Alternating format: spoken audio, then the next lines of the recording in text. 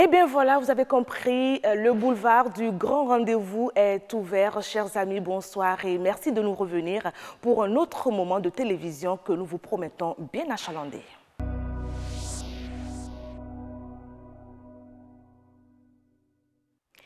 Eh bien voilà, encore aujourd'hui, nous faisons un clin d'œil particulier à toute la population de Kondi et aux populations environnantes. Voilà, nous sommes aujourd'hui le 22 février 2018. J'espère que vous avez eu une belle journée de travail ou si vous êtes un homme ou une femme d'affaires, que vous avez eu de très belles affaires. En tout cas, si c'est raté, ne vous en faites pas. Vous avez le temps de vous rattraper demain. Alors, nous avons, comme à l'accoutumée, prévu aujourd'hui pour vous, chers amis, plusieurs plateaux nature et bien-être, le monde agricole, l'espère et bien d'autres, à savoir ActuWeb et puis le journal. Et parlant de journal, justement, nous allons nous tourner tout à l'heure vers Amandine Anyamboussou qui va nous donner donc le sommaire du 19h45 de ce soir. Amandine Anyamboussou, bonsoir. Bonsoir à vous, Karamat Agbatao. Dans le 19h45 de ce soir, on parlera de la 6e réunion annuelle du Forum des autorités de régulation de l'audiovisuel de l'Organisation de la coopération islamique. Les participants se sont intéressés au rôle des médias dans la lutte contre le terrorisme. On s'intéressera également à la célébration ce 21 février de la Journée mondiale des langues maternelles. Une conférence débat a été organisée à cet effet hier à Cotonou. Et pour finir, Ulvaïus Balogun nous emmènera à la découverte de Iparo. C'est une application mobile qui permet de faire le troc sur Internet.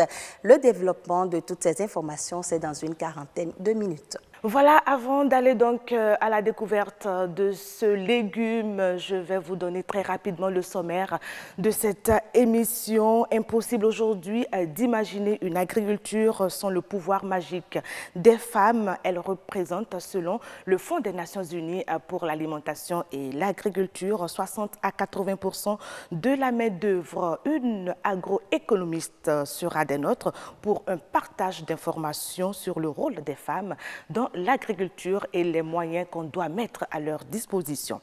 Quittons le cercle des femmes pour rejoindre les hommes. On s'intéresse aujourd'hui dans Nature et Bien-être à un mal qui s'attaque à la prostate. Il s'agit de la prostatite. Nous parlerons aujourd'hui de ses symptômes, du traitement et aussi donc de la prise en charge, vous avez compris. Autre rubrique, il a pour but de susciter une envie d'achat, une envie de découverte chez les auditeurs, les téléspectateurs et pour généraliser les populations. Le spot publicitaire répond à certaines exigences pour vraiment toucher la grande masse. Quelles sont ces exigences? On en parle aujourd'hui dans Horizon Culture. On vous fera également parvenir, chers amis, de petites informations utiles pour vous que nous avons recueillies sur le net, le service de la rédaction web avec nous dans un instant. Pour mieux vous installer, on y va avec le monde agricole.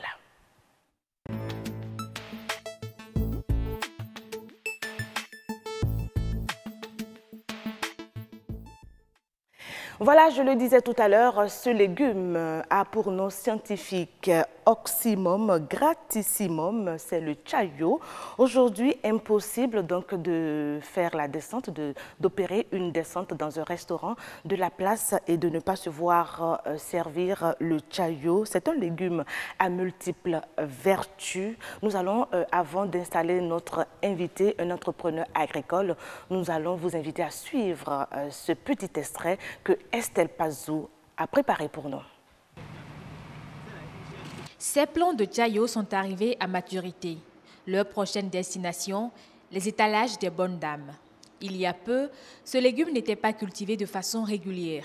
Mais aujourd'hui, il intéresse à plus d'un titre les producteurs agricoles. Ils se sont même appropriés les techniques pour sa culture. On fait son pépinière et on couvre avec des feuilles et on arrose. Si ça poursuit là, on enlève, on repique. Si ça monte, on donne engrais. Et ça monte plus que pépinière là encore. Maintenant, on revend à une planche à 700. Pour maximiser la récolte et satisfaire la demande sans cesse croissante, les maraîchers ont 2 possibilités de traitement. Il y a des gens qui le produisent sans engrais. Mais on a compris finalement que beaucoup de personnes aiment le tchayo du jardin parce que c'est propre. Les feuilles sont bien vertes, bien propres, alors que ce qui n'est pas produit avec les engrais, les feuilles ne sont pas bien développées. Et l'acidité, c'est-à-dire l'antibiotique, ça sent de trop et les gens n'arrivent pas à supporter l'effet de la chose. Voilà. Outre sa rentabilité, le tchayo, encore appelé basilic africaine, permet d'enrichir les sols. Il est également reconnu pour ses propriétés antibiotiques. Merci à Estelle Pazou. Monsieur Edgar Deguénon, bonsoir. Bonsoir, vous êtes entrepreneur agricole. Vous vous illustrez bien depuis un certain moment dans tout ce qui est fruits et légumes et précisément les produits, les fruits et légumes biologiques, n'est-ce pas? Aujourd'hui, vous êtes sur notre plateau pour nous parler des vertus, n'est-ce pas, du tchayo, qu'on appelle aussi le basilic. C'est ça? Vous confirmez? Oui, je confirme. On l'appelle basilic africain et il y en a qui disent même basilic tropical, puisque quelque part, on retrouve ça sous tous les cieux où il y a du soleil suffisamment. Ah, donc ça veut dire qu'on ne peut pas retrouver ce légume en Europe? Si, on en retrouve en Europe, mais c'est beaucoup plus florissant et il y a beaucoup plus de variétés dans les zones purement tropicales, quoi. Alors, depuis quand cette plante ou ce légume-là existe au Bénin? Depuis quand? Il y a très longtemps ou c'est récent? Moi, je vais dire qu'il y a très longtemps, ça fait beaucoup de décennies qu'on a déjà commencé par utiliser du basilic au Bénin. D'abord, précisons que c'est originaire donc, de plusieurs continents, de l'Amérique, de l'Asie, du Sud-Ouest particulièrement, de l'Inde. Et que nous avons donc importé en Afrique. Non, c'est originaire aussi de l'Afrique. Il y a plusieurs variétés, donc c'est une famille donc, disons de culture et ça existe donc un peu partout donc, sur ces continents-là. Donc c'est originaire également, il y a des variétés qui sont également originaires donc, de l'Afrique. Ça fait quand même plusieurs décennies que nous l'utilisons déjà au Bénin. D'accord, ça ce sont les origines. Alors comment expliquez-vous l'intérêt aujourd'hui que les populations ont pour ce légume-là? Parce que quand on va dans les coins où on fait l'igname pilé, la pâte, il y a les gens de plus en plus qui réclament la sauce faite à base de ce légume-là. Oui, ça présente beaucoup d'intérêt. Il faut déjà préciser qu'il y a encore 15-20 ans, vous demandez à avoir un petit bouquet donc, de basilic ou bien de tchayo pour pouvoir faire un traitement. C'était impossible. Oui, c'est impossible. Si vous devez l'en trouver, vous allez passer peut-être 4-5 plusieurs maraîchers qui vont vous dire il faut indiquer plusieurs endroits. Et si on vous trouve ça, c'est juste quelques branches qu'on vous trouve. Alors qu'aujourd'hui, le légume là, existe dans presque tous les jardins, n'est-ce pas? Tous les maraîchers le cultivent. Quand on prend le cas de Cotonou. C'est exact. En fait, en plus donc, de ses vertus médicinales, d'ailleurs, on a découvert que ça permet quand même donc disons, d'équilibrer un peu dans notre alimentation. C'est riche en beaucoup d'éléments, dont les protéines, les lipides, mais également en d'autres éléments donc, qui permettent donc, de prévenir beaucoup de maladies au fur et à mesure que vous consommez cela. Et c'est ça qui fait que l'intérêt des consommateurs augmente de plus en plus. On en trouve dans les jardins. Les gens l'exigent même beaucoup des grandes cérémonies aujourd'hui. Maintenant, ça accompagne facilement le wokoli de plus en plus. La pâte recyclée, le wokoli, voilà. Qui a de la côte aujourd'hui, il faut le dire. Auparavant, c'était un repas considéré comme un repas pour indigents, mais aujourd'hui, le wokoli se sert même dans les grands restaurants. Ce n'est pas le sujet aujourd'hui, nous parlons du tchayo. Alors, dans quelle région? Puisque pour consommer le légume, il faut déjà qu'il soit abondant, que sa présence ne souffre de rien du tout. Est-ce que vraiment la production répond à la demande qui se fait de plus en plus croissante? Oui, ça répond et il faut préciser tout de suite que le tchayo est cultivé et consommé aujourd'hui sur toute l'étendue du territoire. Cultivé partout, du nord au sud? Oui, pas avec la même ampleur, mais vous pouvez trouver... Justement, où est-ce qu'on le retrouve beaucoup plus? Alors dans quelle déjà région au sud, du dans Bénin? le niveau des jardins urbains et périurbains, dans toutes les communautés, je veux dire, du sud et du centre Bénin, je veux dire les Fonds, les Gons, les Minans, tous les Sarouais, tout cela cultive et consomme énormément. Et quand on prend mes parents du nord, c'est comment? Justement, j'en viens, je disais que c'est sur toute l'étendue du territoire. Même les Dindi, les Bariba, toutes ces communautés, ces groupes ethniques produisent et consomment du Tchayo aujourd'hui. Donc ça se répand de plus en plus, c'est très connu au Bénin aujourd'hui. Est-ce que sa production est facile? Est-ce que cela ne présente pas, enfin on sait que toute activité, c'est un certain lot de problèmes.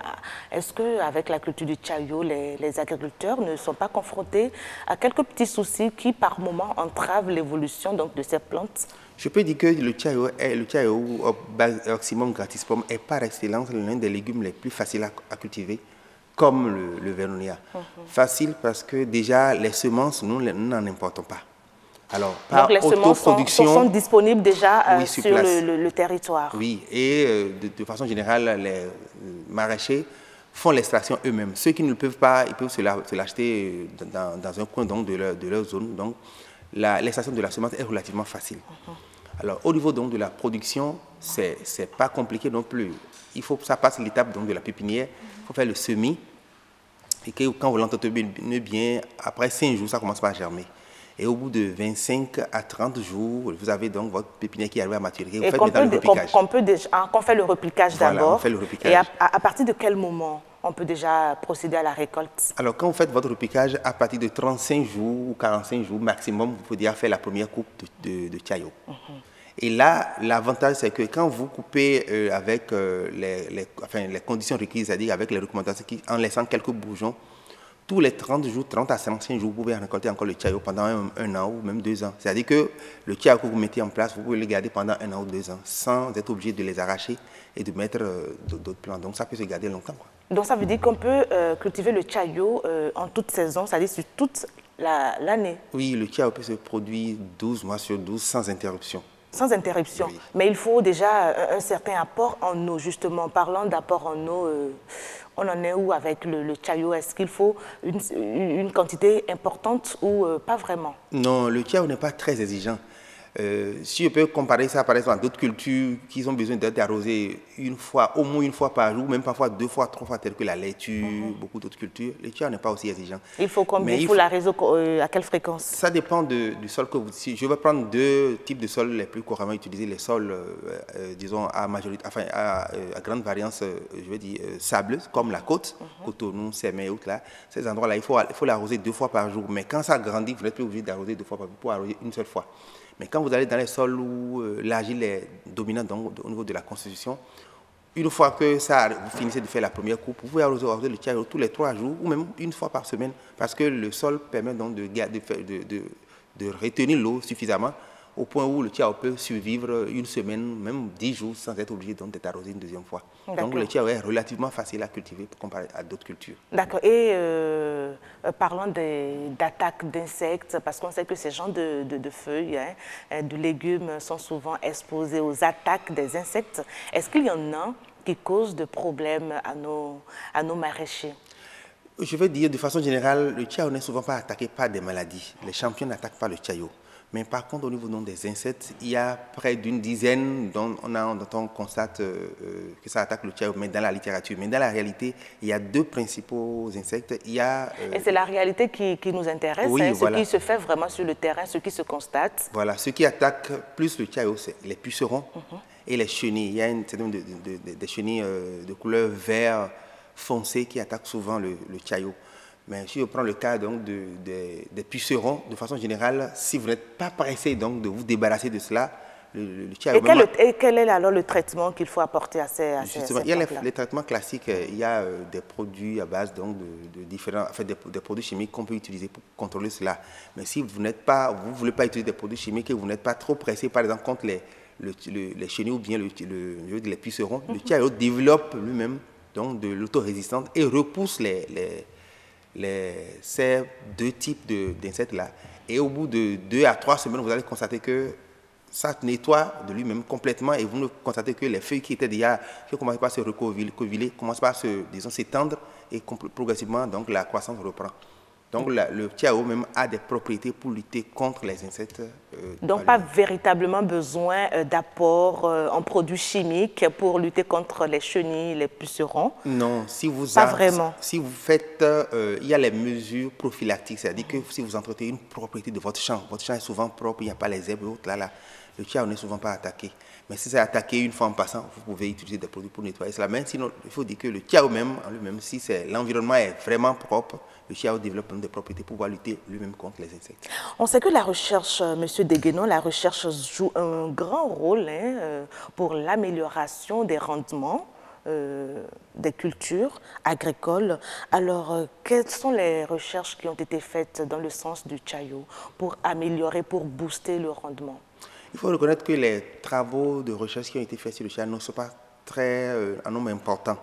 Mais pour ce qui a été fait, on sait quand même que le Tchao a beaucoup de propriétés. Les premières recherches montraient comme ça beaucoup de propriétés. Ça a des propriétés antioxydants, par exemple. Ça contient par exemple un produit qu'on appelle phénol. C'est assez riche en cela, qui permet donc de prévenir beaucoup de maladies, dont les maladies cardiovasculaires, par exemple. Ça permet donc de lutter contre des affections comme les troubles digestifs, je veux dire la diarrhée, la constipation. C'est associé également à beaucoup d'autres plantes pour pouvoir guérir beaucoup de maladies localement. Un autre secteur qu'il faut vraiment fouetter, c'est le secteur de la transformation. C'est vrai, il faut produire en amont, mais il faut aussi que la transformation doit être là pour assurer donc, ce produit-là à nos consommateurs. Est-ce qu'il existe des unités de transformation du Tchao sur le territoire, vu que vous êtes entrepreneur? Est-ce que vous en connaissez, vous? Oui, j'en connais bien. Ce n'est pas des unités de grande ampleur, mais les Béninois innovent quand même. Il y a beaucoup donc, de structures qui distribuent même donc, des légumes pré-cuits, comme le Tchao. Donc le Tchao est bien transformé, c'est-à-dire que... Et qu'on peut retrouver facilement dans les surfaces. Bien sûr, je vais même plus loin pour vous dire que tout comme on peut aller acheter donc, des poulets congelés ou bien du tilapia et autres, moi j'ai découvert la dernière fois, j'ai pu suivre un distributeur donc, de légumes bio qui est allé j'ai pu le suivre, le tracer comme on le dit, pour constater que le Tchao, comme d'autres légumes, on enlève les feuilles donc, des branches, c'est cuit et c'est emballé dans de petits sachets donc, de 250, de 500 francs. Et il met ça à disposition donc, de ces vendeurs donc, de poulets congelés. Et vous pouvez venir acheter à la fois les poulets poissons, mais prendre également des légumes pré-cuits en même temps.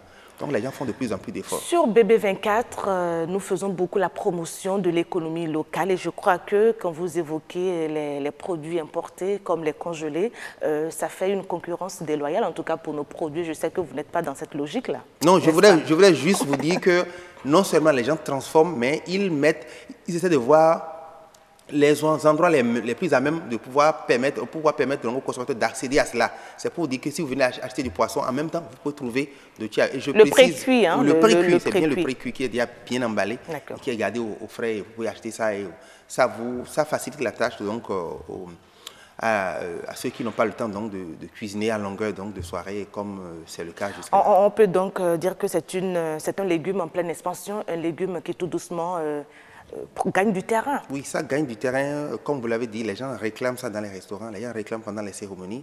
Et même mariage, baptême, tous ces événements sont des événements pendant lesquels le Tchao est de plus en plus consommé. Les gens vraiment les surtout comme ils sont conscients du fait qu'en consommant cela, ça prédispose l'organisme donc à disons, prévenir donc un certain nombre de maladies. On peut donc considérer le Tchao comme étant un alicament, c'est-à-dire vous le consommez en même temps, vous prévenez certaines maladies. Merci beaucoup, Monsieur Edgar Deguénon. Je rappelle à nos amis téléspectateurs que vous êtes entrepreneur agricole et que vous faites beaucoup dans les produits bio qui assurent une parfaite santé quand vous les consommez.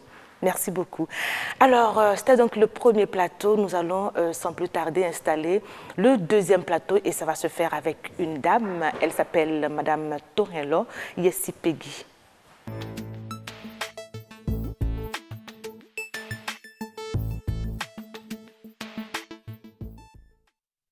Le rôle des femmes n'est plus à démontrer. Elles représentent 60 à 80% de la main-d'œuvre agricole, je le disais, et pourtant elles ne jouissent pas toujours des mêmes droits que les hommes. Madame Yesipegui Torello, vous êtes agroéconomiste. Bonsoir et merci d'avoir accepté vraiment notre invitation. Merci, tout le plaisir est à moi. Alors, dites-nous, les femmes aujourd'hui dans le secteur agricole, des femmes qui entreprennent dans l'agriculture, ce n'est toujours pas gagné d'avance.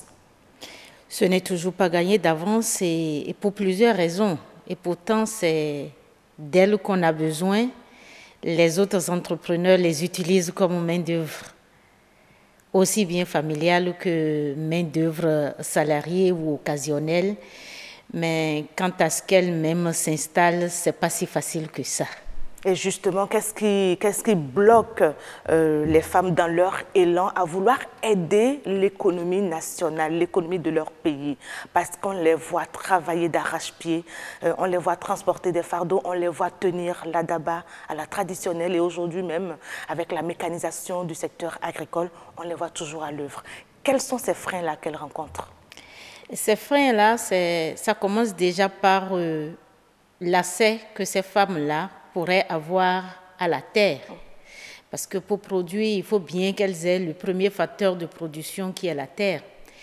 Mais il se fait que c'est déjà à ce niveau-là que des problèmes se posent. Parce que nous sommes dans un environnement ici au Bénin où, dans beaucoup de nos cultures, les femmes n'héritent pas. Les femmes n'héritent pas de la terre. Du coup, elles ont du mal, elles ont des difficultés à accéder à la terre et donc à disposer de terre en tant que propriétaire pour pouvoir exercer pleinement leur activité. Ça, c'est déjà le premier handicap. C'est déjà le premier handicap. Et donc, du côté de la famille, de sa propre famille, elle ne va pas pouvoir hériter dans beaucoup de cultures. Mais de l'autre côté aussi, quand elle en arrive à s'installer dans un foyer, et que par malheur, c'est le monsieur qui part, qui décède plus tôt, mais elle n'hérite pas non plus facilement de la terre. Et donc, c'est la famille de l'époux qui fait des pieds et des mains, c'est les enfants qu'on connaît, c'est ceci. Donc, du coup, il y a des problèmes pour accéder à la terre. Au-delà de la terre, il y a aussi des problèmes pour accéder au crédit. Au crédit, parce que justement, d'abord, dans le milieu rural, c'est 60 à 80% qui sont dans l'activité agricole. La majorité n'a pas eu la chance d'aller à l'école, n'a pas eu la chance. Donc, il y a un problème de formation. Un problème de formation, du coup, elles ne sont pas toujours aptes à répondre aux exigences des banques, à présenter des garanties. Elles ne sont pas toujours aptes à le faire. Certaines ne disposent même pas de carte d'identité. Du coup, elles ne peuvent même pas faire recours au crédit et en bénéficier. C'est-à-dire même avec des petites institutions qui existent sur le territoire. C'est sur ces petites institutions, ce que nous appelons les services financiers décentralisés, ou les IMF, les institutions de financement, c'est sur ces petites institutions qu'elles se basent. C'est à ça qu'elles se donnent confiance. Et d'abord, quand bien même elles s'adonnent, elles ne se tournent que vers ces institutions-là pour avoir ne serait-ce que de petits crédits pour investir dans l'activité. L'activité agricole, c'est elle qui est à la fois source de consommation au niveau du ménage avant qu'on ne mette sur le marché. Du coup, la part qui est consommée dans le ménage ou dans la famille ne permet pas qu'elles tirent de grands revenus de ce qu'elles ont produit. Voilà. Et on a les chiffres du Fonds des Nations Unies pour l'alimentation et l'agriculture, FAO, qui dit dans un de ses rapports qu'en Afrique subsaharienne, les femmes produisent jusqu'à 80% des denrées alimentaires. Quand on prend le cas du riz, le cas du maïs, le cas du blé, qui représente en somme 90% de la nourriture dans les zones rurales. Alors, Madame Torinlo, qu'est-ce qu'il faut faire pour accompagner? Je voulais dire, quand on dit ça, il y a des cas précis au Bénin, ici, ou dans des zones, certaines cultures sont dévolues aux femmes, mais quand elles font ces cultures, c'est pour la consommation directe du ménage. Et donc, on installe, par exemple, dans le nord du Bénin, on installe des cultures du niébé, ce que nous appelons ici vulgairement le haricot. Mais quand la femme installe ces cultures, c'est d'abord pour la consommation du ménage. Ça voudra dire qu'en réalité, on voit tout son potentiel de production, mais consommé à l'intérieur du ménage. Et donc, il va falloir, dans un premier temps, on accompagne ces femmes, ces braves femmes qui en font beaucoup. Oui, en quoi faisant? Vous avez certainement des propositions puisque vous êtes économiste spécialisé dans l'agriculture. Qu'est-ce que déjà vous pouvez proposer aux autorités qui nous écoutent certainement en ce moment? Oui, d'abord, il faudra partir du fait que, certes, quand bien même on n'a pas hérité de la terre, on peut quand même accéder à la terre par des contrats bien précis qui donnent l'utilisation, le droit d'utilisation de cette terre-là aux femmes. En plus de ça, quand elles ont accès à la terre, il va falloir que des accompagnements suivent par rapport à l'accès au crédit, à l'accès aux équipements, parce que là aussi c'est un grand problème. Les femmes ne peuvent plus toujours continuer par utiliser les moyens rudimentaires, par être à la roue, être à la daba pour que ça puisse sortir grande chose. Mais aujourd'hui, l'agriculture a évolué un tout petit peu. C'est vrai, ce n'est pas grand, ce n'est pas peu non plus, mais c'est quand même une avancée qu'il faut noter. C'est une avancée qu'il faut noter, mais celles qui jouissent de ces avancées, ce n'est pas la grande masse non plus. C'est généralement des femmes qui ont déjà une certaine autonomie financière avant d'arriver à l'activité agricole. C'est peut-être des femmes commerçantes, des femmes intellectuelles, fonctionnaires qui sont à la retraite et qui ont déjà épargné et qui investissent. Cette catégorie existe, mais cette catégorie, elle est infime par rapport à la grande majorité. Elle n'atteigne même pas 5% de toutes les femmes qui sont dans l'agriculture. Et donc, je parle par rapport à la grande majorité qui ne s'est pas encore fait une autonomie financière pour investir. Et donc, c'est déjà accompagner cette grande majorité de femmes dans l'accès à la terre par rapport à des contrats très bien précis. L'accès à la terre. Des contrats durables pour qu'elles puissent investir. Ce n'est pas parce qu'on leur laisse des terres infertiles et dès qu'elles investissent pour améliorer, on leur arrache. Ce n'est pas de ces contrats que je parle. Et il faut dire qu'en matière de gestion de fonds, les femmes, on peut leur faire confiance beaucoup plus que les hommes. Enfin, je ne sais pas trop. Quel est votre avis sur la question? Oui, c'est-à-dire on peut leur faire confiance. On peut leur faire confiance, je suis d'accord, on peut leur faire confiance quand bien même dans toute chose, il y a toujours des brebis, mais on peut leur faire confiance. Et en plus de ça, il faudra les aider, les accompagner par rapport aux moyens financiers, mais par rapport à la gestion et par rapport à l'accès au marché. Parce qu'il ne suffit pas seulement de produire.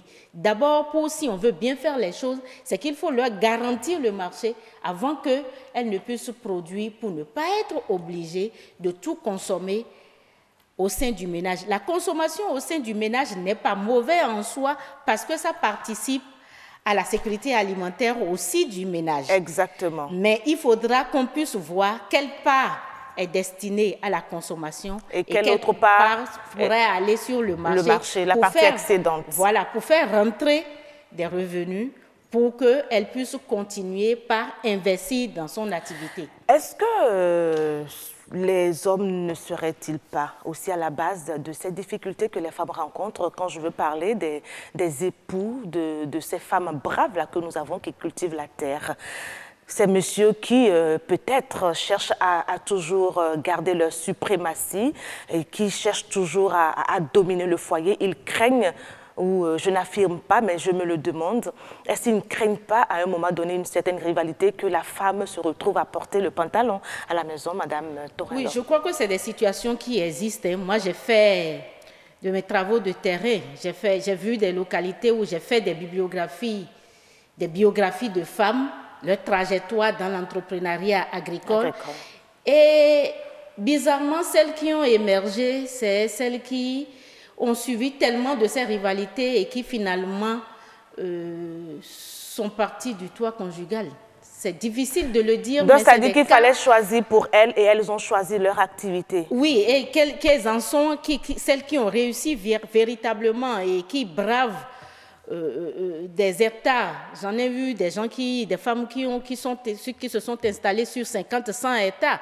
Mais c'est des femmes qui, finalement, sont sorties du ménage parce que, justement, la cohabitation n'a pas été facile. Quand bien même l'époux, directement, ne manifeste pas trop certains mécontentements, la famille, la belle famille autour, l'environnement dans lequel ces couples-là vivent ne permet pas toujours. Mais je crois que c'est nous, intellectuels, qui avons un travail de conscientisation à faire. Parce que, pour le moins qu'on puisse dire, je ne vois pas les hommes dans une disposition de faire du mal à leurs épouses. C'est ce qui se dit autour. Ils sont dans une posture de protection, c'est ça que vous voulez dire par là? Dans une posture de protection, mais aussi dans une posture de « je suis le chef ». Et ça, c'est culturel. C'est aussi culturel. Mais justement, Madame Torello, est-ce que vous convenez avec moi qu'à des moments donnés, ces mentalités-là, on doit arrêter avec ça pour pouvoir évoluer. Il faut briser tout ça pour avancer à un moment donné. Je suis d'accord, mais le changement ne se décrète pas. Le changement ne se décrète pas, le changement, c'est un processus de longue haleine. C'est pour ça que je dis, c'est nous, intellectuels, c'est nous qui comprenons mieux. Et déjà, qu'est-ce qu'on peut faire? Qui devront sensibiliser ces hommes et montrer l'intérêt qu'eux-mêmes ils ont à accompagner leur épouse dans cette réussite et toutes les retombées que les réussites de leurs épouses apportent à la famille. Et c'est tant qu'on ne va pas démontrer la chose de cette façon, certains hommes vont rester toujours dans cette logique culturelle, dans cette logique... de je suis le père, le maître, encore qu'on ne dispute pas ce titre avec eux à la maison. Enfin, pour les femmes qui me suivent, je crois que c'est bien ça. Et ça ne peut même pas être disputé. On se complète, il n'y a pas question de rivalité, on se complète et justement, l'homme a besoin de la femme a besoin de l'homme. Et cher monsieur, vous avez l'obligation, le devoir, l'amour, la gentillesse, accompagner vos épouses dans leurs initiatives, surtout quand elles s'adonnent à la culture de la terre. Ce n'est pas toujours aisé. Aidez-les. Alors, est-ce que Mme Torello, vous... Et là, je permets de faire un bravo et d'encourager tous les hommes qui encouragent leurs femmes. Parce que dès qu'il y en a beaucoup. Et dès qu'ils se mettent dedans à encourager, l'entreprise réussit mieux. Et il y a des exemples, on ne va pas donner les noms ici, mais nous avons des femmes entrepreneurs qui ont vraiment réussi, qui travaillent des hectares et des hectares, mais qui sont toujours sur le toit de leur époux. Donc je crois que ça doit servir d'exemple, n'est-ce pas, Mme Torello? Est-ce que vous pouvez imaginer notre agriculture sans la femme? Non. À l'heure actuelle, non. Et je ne crois même pas que ça puisse arriver. Parce que vous voyez, quand on prend une exploitation agricole, les activités que les femmes font sont énormes. Au semis, elles sont là. À la récolte, elles sont là. Au transport, elles sont là. Sur toute la chaîne, elles sont présentes. Elles sont présentes. Même dans la conservation, elles sont présentes. Et donc, imaginez l'agriculture sans la femme aujourd'hui, c'est un peu comme si on a mécanisé tout jusqu'au transport, jusqu'à la récolte, jusqu'à la conservation et tout. Et je ne crois pas que pour ça soit demain. Alors, quelle est la place qu'on doit accorder donc à la femme dans l'agriculture, Mme Torello? Si l'agriculture au Bénin doit mieux réussir, ce n'est pas qu'elle ne réussit pas encore, mais si elle doit mieux réussir et mieux porter les fruits de tout ce qu'on attend d'elle, c'est qu'on doit miser vraiment gros sur les femmes. On doit miser vraiment gros sur la femme et arranger les situations, réduire toutes les limites, quand bien même ça va être difficile de les supprimer complètement. Et briser certaines mentalités aussi. Briser certaines mentalités, certaines barrières pour accompagner ces femmes.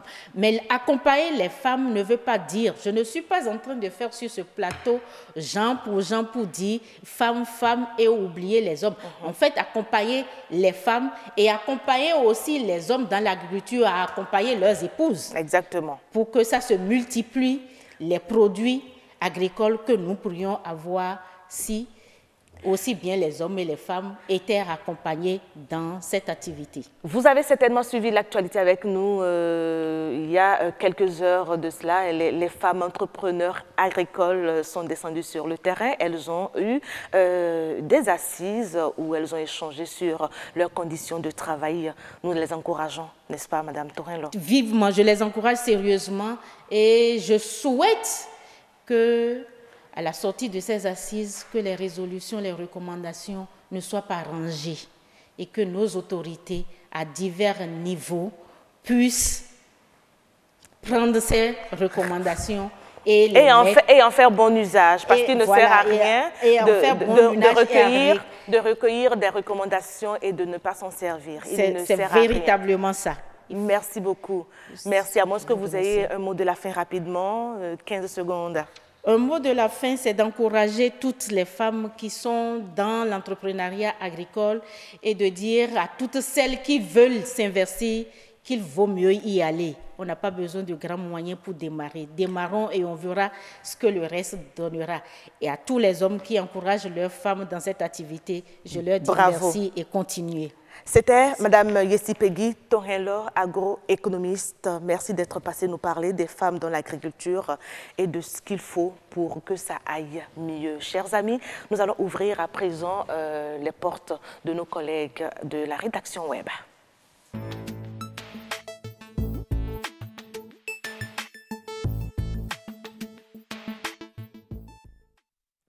Adonis, bonsoir à vous. C'est ActuWeb qui s'ouvre et on va démarrer tout de suite avec une information sur la CEDEAO, cette communauté qui dévoile la feuille de route de la monnaie unique ECO. Oui, tout se précise pour la création de la monnaie unique du pays de la communauté des États de l'Afrique de l'Ouest, CEDEAO, qui doit normalement voir le jour en 2020.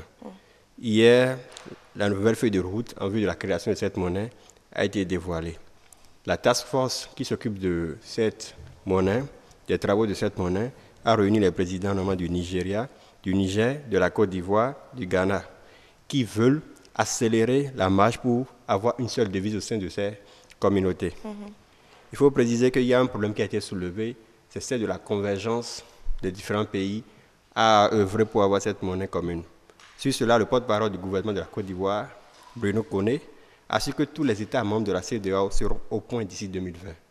Pour ceux qui ne seront pas au point, on leur donnera le temps d'œuvrer pour pouvoir intégrer la monnaie commune. Mais ils ne seront pas du tout exclus de la CEDEAO.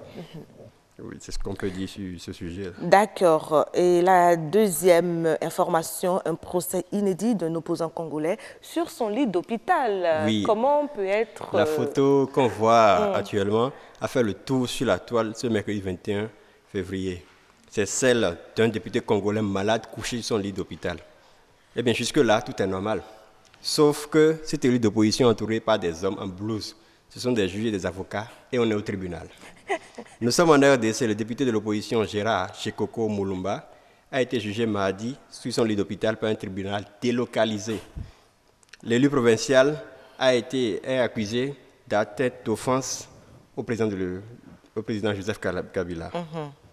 Cette photo qui a été publiée a fait l'indignation sur les réseaux sociaux. Comme nous pouvons le lire sur certains commentaires, nous prenons celle de Henri Mayagou. Moulumba jugé dans son lit d'hôpital, une inhumanité jamais vue. Vous n'aurez pas notre pardon. Celui de Paulin Assourou, même les plus grandes dictatures au monde n'ont plus le fait, ils l'ont fait eux. Condamner directement au lieu de salir tout un pays et traîner tout un peuple dans la médiocrité. Ces pouvoirs des deux Congos font de leur peuple la risée des autres. Nous prenons Wakenj, RDC, un pays exceptionnel au monde. On juge un malade même au lit d'hôpital. Record mondial. Justice RDC, on aura tout vu dans ce pays, c'est vraiment triste pour tout ça. Ce sont les réactions. Ils auraient pu quand même attendre qu'il se rétablisse. En fait, oui, son frère dénonce juste, comme c'est un opposant, de l'acharnement sur lui, à le faire condamner pour n'importe quelle raison. Il faut préciser que le député de l'opposition souffre d'une maladie qui l'empêche ni de parler, de bouger de son lit. Non, il ne peut même pas se défendre. Il ne peut même pas se faire entendre par son avocat. Voilà, non. Bon, c'est un peu difficile quand même, mais c'est indignant en tout cas. Voilà. Alors, Barça, on passe côté sport. Oui. Barça, des stimulations synchronisées. Oui, le match huitième de finale aller entre le Barça et Chelsea, qui avait fait un nul, avait permis à certains internautes de capturer certaines photos. Une photo de Luis Suarez et de Jordi Alba en train de se tordre de douleur en même temps lors de ce match. Il faut signaler que ce match a permis à Lionel Messi de marquer au moins pour la première fois face aux Blues de Chelsea. Sur la photo où on voit Jordi Alba et Luis Suarez se tordre, n'est nullement une simulation. En fait, les gens juste capturés, juste cet effet la fin de, comme il y avait les pro-Barça, les anti-Barça, pour pouvoir essayer de camoufler un peu la situation.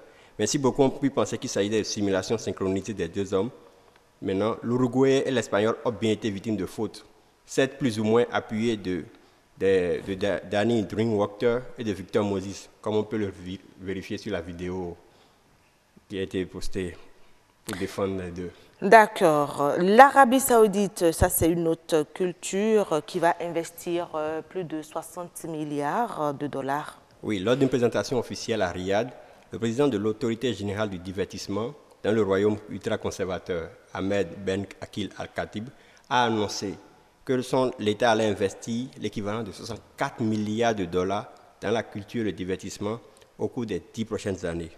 Nous bâtissons déjà l'infrastructure nécessaire et la construction d'un opéra. C'est ce qu'il a ajouté, comme il a expliqué pour défendre un peu le projet qu'ils sont de faire. Il prévoit aussi plus de 5000 événements culturels dans le pays, en Arabie Saoudite. En combien de temps? 10 ans. Donc la réforme, ils vont dépenser 64 milliards de dollars sur 10 ans. Donc d'ici 2020, il prévoit déjà 5000 événements. Donc il annonce en 2020, on verra un changement. Donc on attend de voir ce que ça va donner. On attend de voir, oui. Mais leur vision, c'est d'ici 2030. Ouais. Alors la dernière information avant de passer au journal, une application qui vous aide dans les procédures judiciaires et ce gratuitement. Oui, un jeune Britannique a mis à jour un algorithme capable de prendre en charge gratuitement des procédures juridiques variées. Une sorte d'avocat complètement virtuel disponible au Royaume-Uni et dans 50 États américains. L'application s'appelle Do Not Pay, qui veut dire ne payez plus. Sur les captures d'images que nous avons, voyons les différentes rubriques que l'application permet de faire. Pourquoi est-ce qu'il est venu là?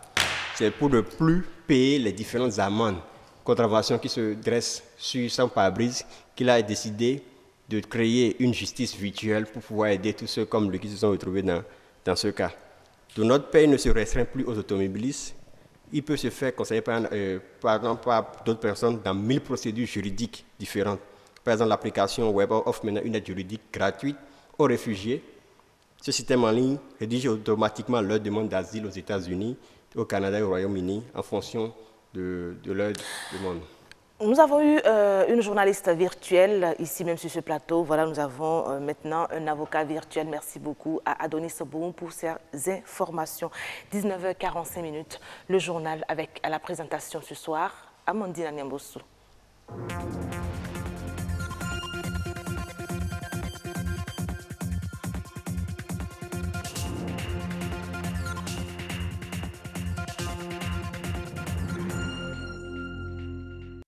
C'est un plaisir de vous retrouver, mesdames, messieurs. Bonsoir. Voici les titres de ce journal.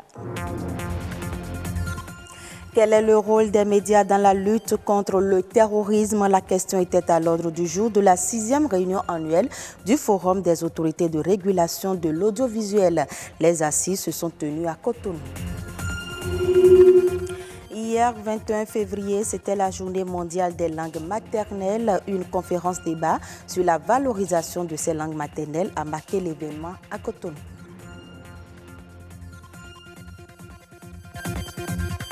C'est désormais possible de faire le troc sur Internet. Une application mobile vient d'être lancée à cet effet. Son nom, Iparo.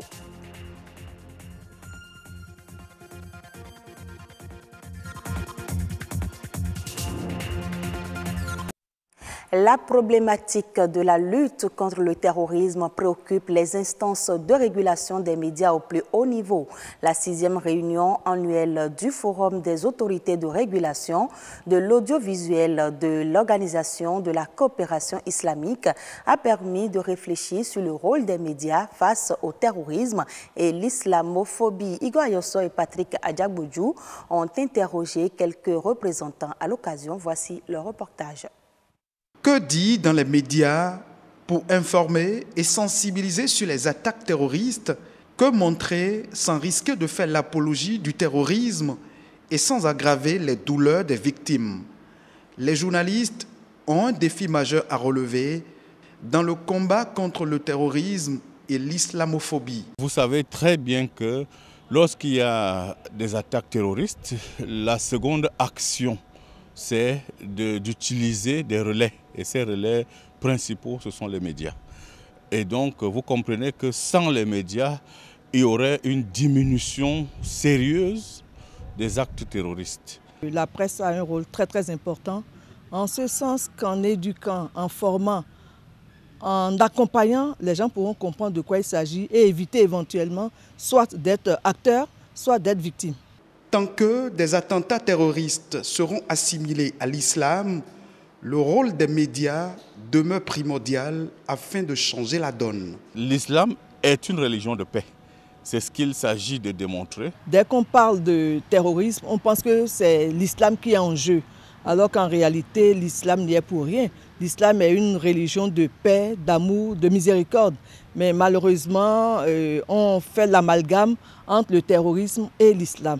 La recrudescence des attentats terroristes impose un regain d'attention dans la livraison de l'information. Les professionnels des médias sont donc invités au respect de l'éthique et de la déontologie. Ce sont eux qui doivent prendre conscience de leur rôle. Ce sont eux qui doivent se doter de beaucoup d'éléments de rigueur, d'éléments de moralisation et surtout de respect de l'éthique et de la déontologie. Quand les deux sont réunis, de moins en moins, on est susceptible de commettre des erreurs professionnelles. Donc les médias ont un rôle très important à jouer en insistant sur ce que c'est que le terrorisme et sur ce que c'est que telle religion ou telle religion. Et je pense que les différents médias dont nous disposons peuvent faire ce travail-là pour qu'on évite l'amalgame entre le terrorisme et l'islam. Gagner la lutte contre le terrorisme et l'islamophobie est encore possible. La part de responsabilité des médias africains ne sera jamais de trop puisqu'ils demeurent les canaux privilégiés des acteurs des violences et des attaques terroristes. La plupart des langues maternelles sont menacées de disparition si des actions immédiates ne sont pas entreprises pour leur valorisation. Pour rester fidèle à la motivation et à l'initiative de la commémoration de ces langues, telle que souhaitée par l'UNESCO, une conférence débat dans le cadre du 21 février a réuni journalistes et acteurs de l'alphabétisation ce mercredi à Cotonou. Reportage Wenceslas Awaimon, Arnaud Adadja. Combien de parents instruits arrivent à échanger en langue maternelle avec leurs enfants? Et pourtant, les langues maternelles ont des atouts. Les langues étant considérées comme des éléments essentiels pour l'identité des peuples, leur disparition au profit d'autres langues poserait un problème identitaire grave. Sur 700 000 langues maternelles parlées dans le monde, 30% provient de l'Afrique contre 3% de l'Europe. Malheureusement, ce sont les langues européennes qui connaissent une expansion. Que faire? Aujourd'hui au Bénin, nous comptons quelques langues qui n'ont pas effectivement 100 000 locuteurs. Et les dispositions légales et constitutionnelles de notre pays permettent donc d'aller à la promotion de ces langues maternelles. Pour inverser la tendance et donner aux langues maternelles du Bénin leur valeur, journalistes, acteurs de la promotion des langues maternelles et responsables en charge de l'alphabétisation et des langues nationales se sont réunis cette année autour du thème « Préservation de la diversité linguistique dans le monde et promotion du multilinguisme » afin de réaliser les ODD. L'importance d'éduquer ou d'instruire les enfants dans leur langue maternelle. Actuellement, les bonnes dames, même avec leur smartphone, sont capables de vous envoyer des messages en utilisant les lettres de la langue française. Maintenant, il y a des plateformes qui ont été réalisées par des structures spécialisées antiques pour les langues nationales qui permettent à ces femmes-là, si on les met à leur disposition, d'avoir accès à des informations un peu comme nous faisons sur Internet. Toute chose qui nécessite une démarche et des expériences. Sur le terrain, il y a toute une équipe qui travaille de façon pluridisciplinaire pour faire la description d'une langue. On a non seulement besoin du linguiste, mais on a aussi besoin du sociologue, de l'anthropologue, pour pouvoir réfléchir sur un certain nombre de concepts. Et le résultat auquel on s'attend, c'est la mise à disposition d'un alphabet. Le professeur Kakbo Mpati, linguiste émérite, a élaboré le continuum B pour les langues de la partie méridionale du Bénin. Et si l'innovation se poursuit, pour les autres langues. Que nos collectivités locales puissent s'approprier la question des langues nationales pour que dans leur budget habituel, ils puissent réellement prévoir des fonds pour la vulgarisation de ces langues, pour la promotion de ces langues-là. Et c'est en cela que l'État verra la nécessité de la chose et accompagner davantage. Parlons maintenant santé, maladie de vieillesse, un cancer qui touche une glande de l'appareil reproducteur de l'homme. Qu'est-ce que le cancer de la prostate et quels sont les facteurs de risque de cette maladie? Ylvaïs Balogun a tendu son micro à un neurologue pour mieux comprendre cette maladie. Dans le concept de cancer de la prostate, nous avons défini deux mots. Le cancer, c'est toute maladie dans laquelle il y a une multiplication anormale des cellules d'un organe donné. Et cette fois-ci, ça concerne la prostate, qui est un organe masculin. Il n'y a que les hommes qui ont une prostate. Et cet organe est impliqué dans la fertilité de l'homme, mais également dans la miction de l'homme, en ce sens que les voies urinaires traversent la prostate, ainsi que les voies spermatiques qui traversent la prostate. Le cancer de la prostate se manifeste habituellement vers la cinquantaine, la soixantaine. C'est une maladie de l'homme âgé. Le rapport sexuel n'est qu'un aspect parmi les centaines de causes qui peuvent créer un cancer. Donc, agir sur un seul paramètre ne permet pas de dire on va éviter ou provoquer un cancer. Il y a l'environnement dans lequel nous vivons, nos comportements. Et dans ces comportements, il y a les rapports sexuels. Et la tendance des études que nous avons eues récemment vont plus dans le sens où l'activité sexuelle avec une partenaire, donc quand on dit une partenaire, on veut dire pas de collection de microbes ou de virus. Donc lorsque les rapports sont fréquents, réguliers, avec une partenaire, effectivement, ça pourrait protéger cet homme-là. Mais le protéger s'il n'a pas de liens familiaux de cancer, s'il n'a pas de comportements environnementaux, s'il n'est pas exposé à des engrais, à des pesticides, voilà, de l'eau souillée. Vous voyez, donc ce n'est pas un seul élément qui permet de préjuger qu'un homme souffrirait ou non d'un cancer. L'acte sexuel n'est qu'un paramètre parmi tant d'autres. Si le papa, l'oncle ou le grand frère a souffert de cancer, le frère a plus de risque d'en souffrir.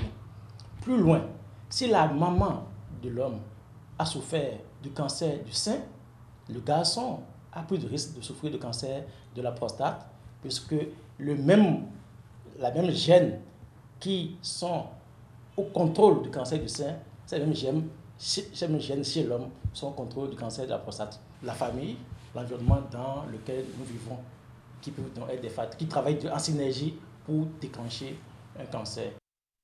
Je l'annonçais dans les titres, c'est le retour en force d'une pratique qui avait été mise de côté. Le troc connaît un nouvel essor, notamment sur Internet, une façon économique et conviviale d'obtenir un bien désiré en échange d'un autre objet ou d'un service. Et pour faciliter ces échanges, une application mobile vient d'être lancée. Elle s'appelle Iparo. Ylvaïs Balogun, Edmond Rongbo. C'est désormais possible de faire du truck sur Internet au Bénin. Iparo, traduit littéralement en Yoruba comme échange, est une application qui permet la transaction des objets ou des services grâce au smartphone ou à la tablette. Nous avons une image qui illustre un contexte de troc, un monsieur qui échange une voiture sport contre des chameaux. Vous publiez un bien à troquer, vous avez des trocs d'expertise, vous proposez un service en échange d'un autre service. Simple, esthétique et pratique, elle donne le moyen de dépenser moins et de faire des économies substantielles. Nous sommes une passerelle, nous sommes le pont entre des individus qui s'entraident, qui se donnent la main afin de pouvoir combler leurs besoins. Cette solution de troc de biens ou d'échange de services entre particuliers revisite la consommation et donne une seconde vie à des objets dits en fin de cycle.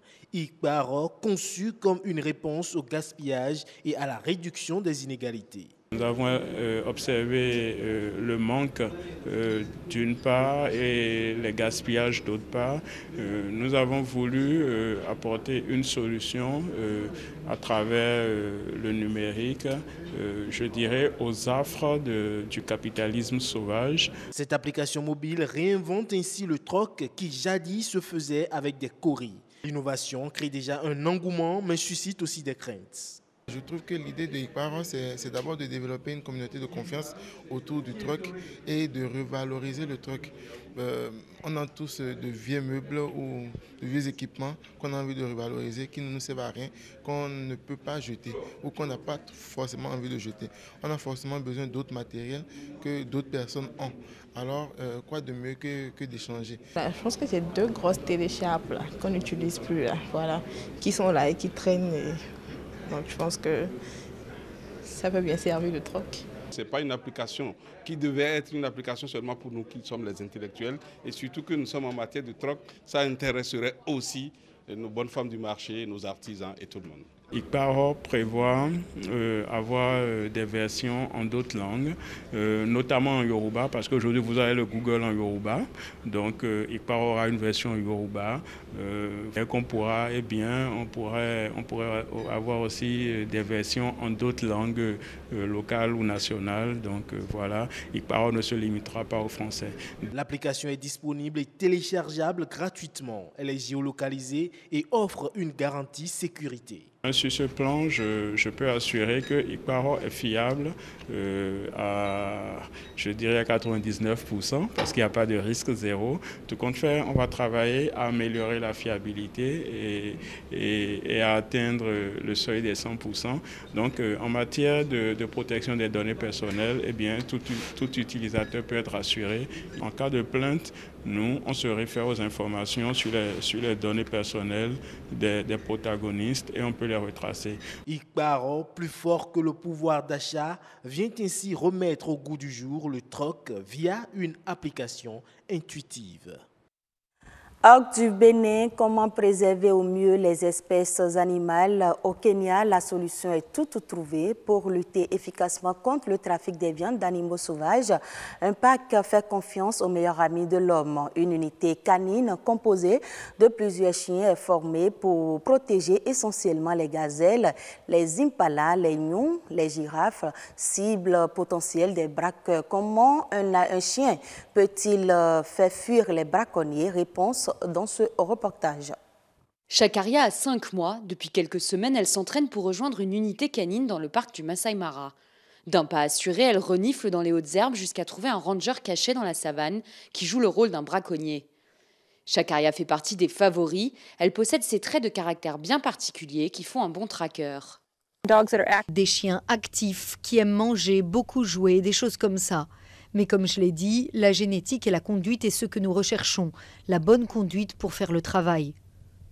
Cette unité canine est devenue essentielle à la lutte contre le braconnage dans le triangle du Mara dans le sud du Kenya. Si le trafic d'ivoire retient l'essentiel de l'attention, le principal défi du parc est la lutte contre le trafic de viande d'animaux sauvages. Gazelles, impalas, gnous ou encore girafes, les braconniers tuent ces animaux par centaines. Ils utilisent en général des collets métalliques ou aussi chassent les animaux jusque dans les vallées. Ils utilisent des machettes, des épées et des pangas pour les découper. Les braconniers utilisent aussi des pièges qui sont neutralisés par centaines jusqu'à 500 par jour. Le trafic de viande de brousse atteint un niveau critique que dénonçait dès 2014 un rapport du gouvernement kényan. L'unité canine existe depuis 2009. Aujourd'hui, elle compte 4 chiens trackers et 2 chiens détecteurs postés aux entrées du parc pour repérer des armes ou de l'ivoire dans les voitures.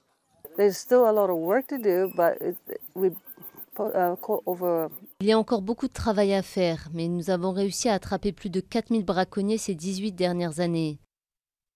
Donc ça montre les efforts que nous avons faits. Sans ça, nous pourrions avoir des milliers d'animaux morts. Il ne reste plus que quelques semaines aux 5 chiots pour faire leurs preuves. Tous les jours, ils doivent suivre un entraînement strict pour apprendre à bien maîtriser les odeurs et devenir à terme une arme efficace anti-braconnage. Et ce sera tout pour ce 19h45. Merci à vous de nous avoir suivis.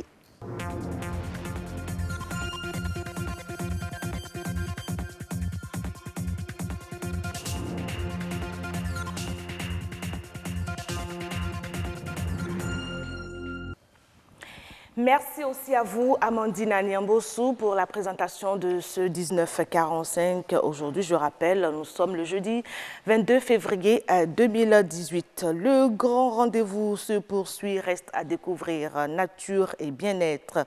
Aujourd'hui, avec le docteur Yévi, qui sera interrogé par Heureuse Dalondé. Ils parleront ensemble de la prostatite, ce mal qui ne concerne que le masculin, enfin les hommes, et comment donc éviter cette maladie à découvrir avec Heureuse Dalondé dans Nature et Bien-être. Mais avant, ce sera Horizon Culture avec notre invité Alain Amoussou-Pévi. Horizon Culture, on regarde ceci, on revient.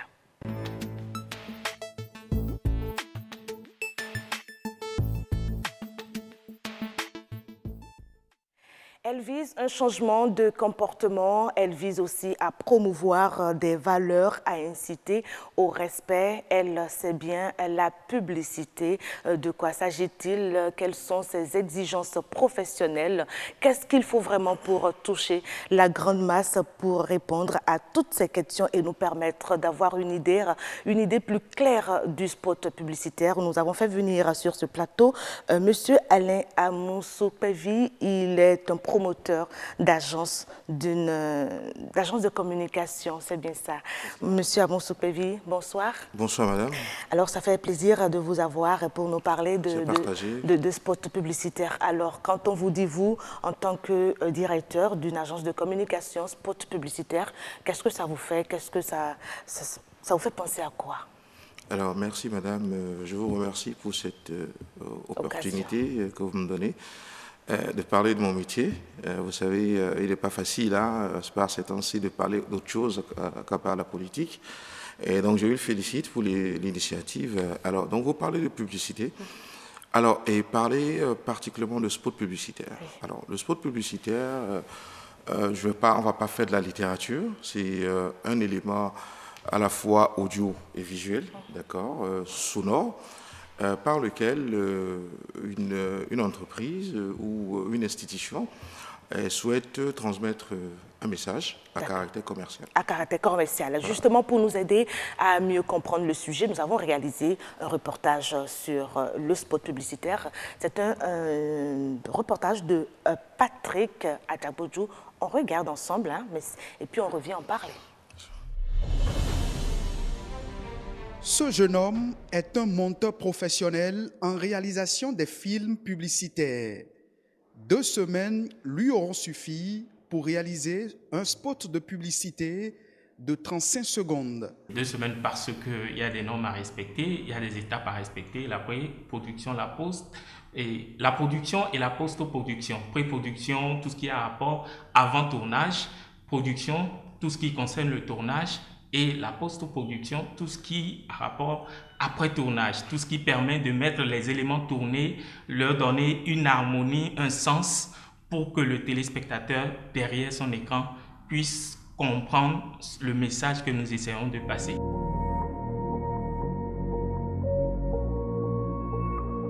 Le spot publicitaire, une production audiovisuelle devenue l'un des moyens efficaces pour la visibilité d'un produit, d'une marque ou du label des entreprises. Lorsqu'on parle de production audiovisuelle publicitaire, il s'agit de production audiovisuelle qui vont dans le genre d'une technique de communication qui cherche à influencer les consommateurs afin qu'ils adoptent un comportement voulu par un annonceur qui a payé pour la publicité.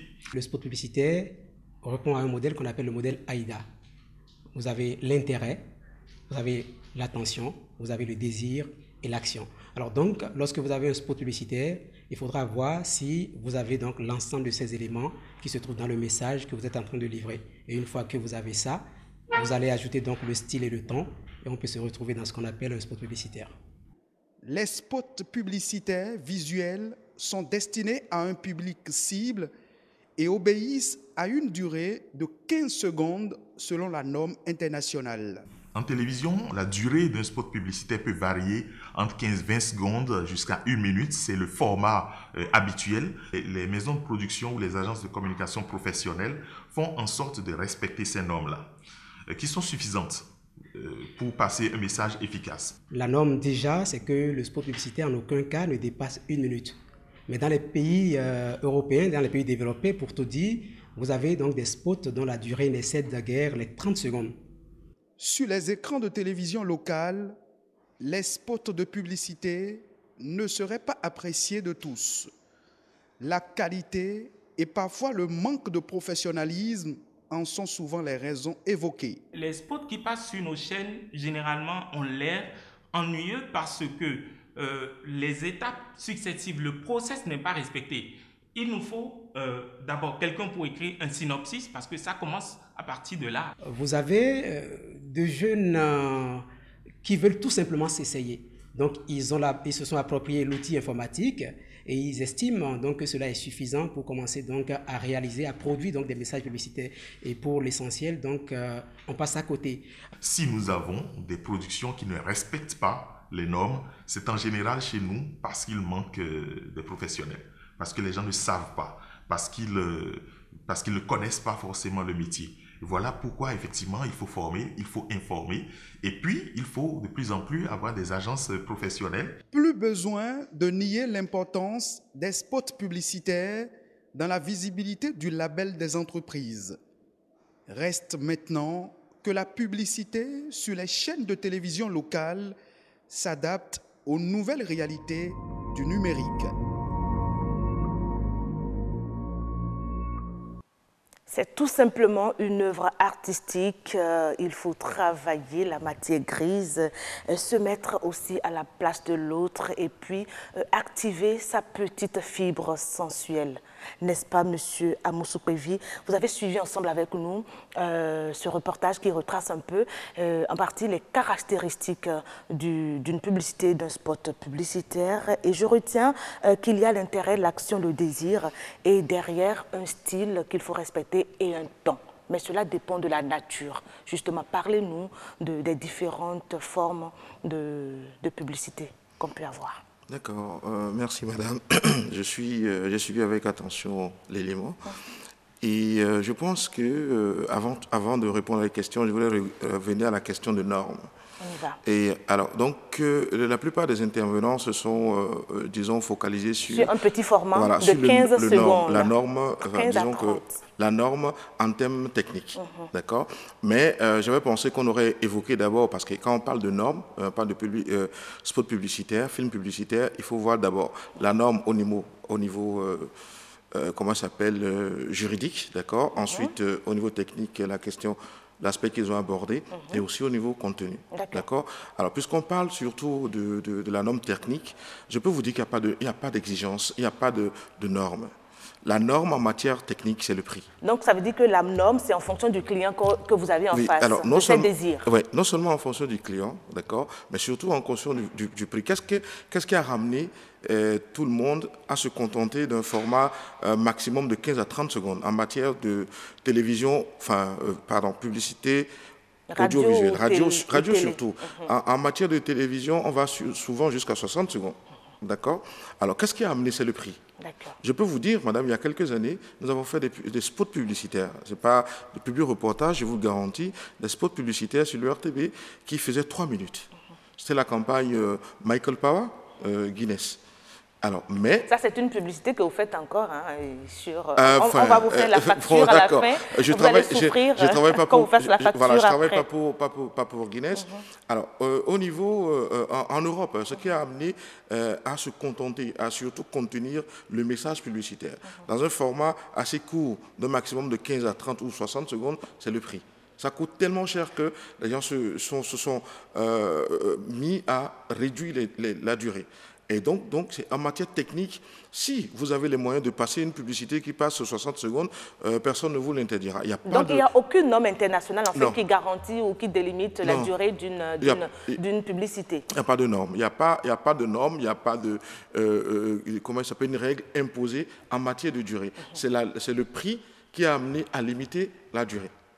D'accord. Là, c'est quand il s'agit des biens et des services qu'on veut rendre, oui, qu'on veut faire passer, qu'on veut promouvoir. Mais il y a aussi la publicité pour des hommes. On veut faire la promotion d'un homme ou d'une femme. Oui. Vous mettez ça dans quelle catégorie de publicité? C'est la même chose. C'est pratiquement la même chose. Alors, les professionnels vous diront qu'à partir de lorsque vous commencez à atteindre les 3 minutes, on parle peut-être de public reportage.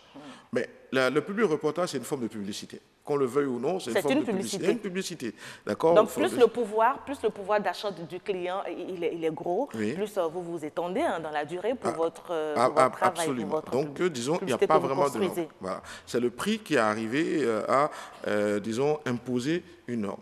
Ensuite, alors, l'autre chose que je remarque dans le concept, dans le processus... N'oubliez pas ma question, elle est en suspens. Oui, allez-y rapidement. Oui, non, allez-y, finissez votre idée. L'autre chose que je remarque, c'est le spot publicitaire est appréhendé et n'est pas assez bien appréhendé.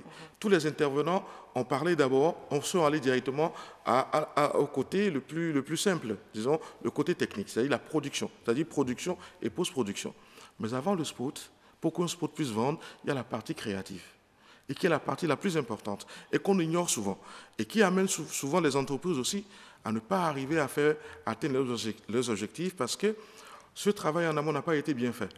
Il y a un travail créatif, d'accord, qui se fait, qui ne s'apprend pas, qui se fait à l'expérience, au feeling, d'accord, à la sensibilité. C'est toute la partie créative d'un spot publicitaire. Parce que le spot publicitaire, le client qui vous appelle pour faire une activité, d'accord, visant à parler de son produit, se fixe des objectifs.